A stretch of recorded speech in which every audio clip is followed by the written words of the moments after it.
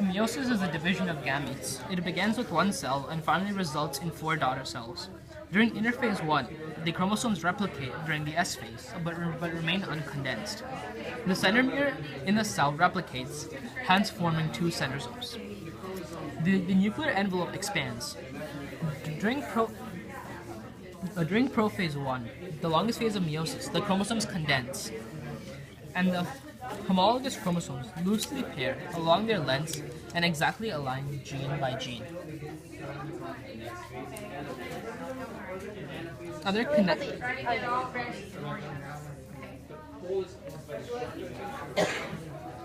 connected at the centromere. A crossing over occurs where parts of DNA molecules in non-sister chromatids break at certain matching places, then rejoin to the other chromosome. A protein structure called a synaptomemal complex forms between the homologs, holding pairs of chromosomes tightly together. This occurs during synapsis.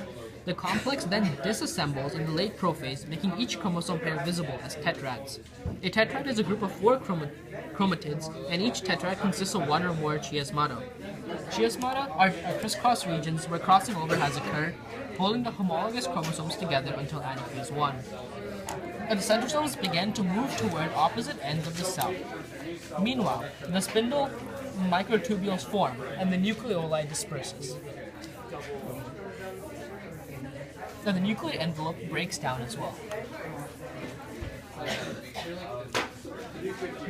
Near the end of prophase 1, the kinetochores of each homologous chromosome attach the microtubules from either pole of the cell.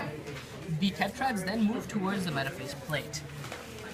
During metaphase 1, the tetrads arrange themselves along the metaphase plate, an imaginary plane along the center of the cell. The chromatids of each homolog are also attached to the kinetochore microtubules from either pole. Notice how the chromosomes of each pair faces each pole. During anaphase 1, the chromosomes are guided towards the poles by the spindle apparatus.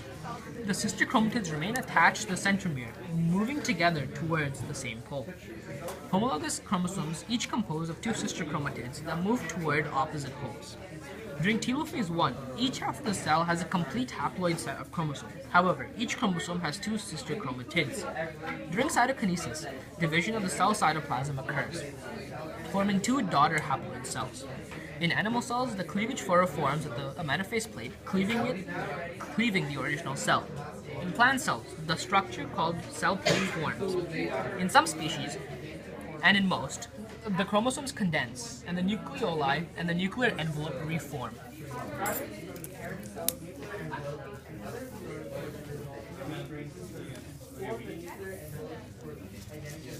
At the end of meiosis 1 and the start of meiosis 2, no chromosomal replication occurs in the cell interphase, although the centrosomes and other cellular features still replicate.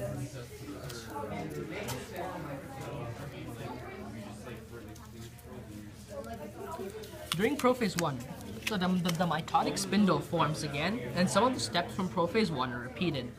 The spindle microtubules form, and the nucleoli and nuclear envelope disperse. After a microtubules attach the kinetochores of each chromatid, the chromosomes move towards the metaphase 2 plate.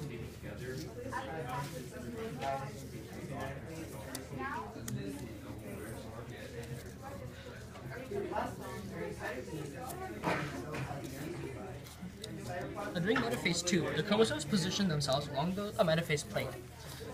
Keep in mind that because they have crossed over in meiosis 1, the 2 sister chromatids on each centrosome are not identical genetically. The kinetochores of each sister chromatids are attached to the microtubules to the opposite poles. During anaphase 2, the centromeres of each chromosome finally separates, breaking the sister chromatids apart and allowing them to move individually towards opposite poles of the cell.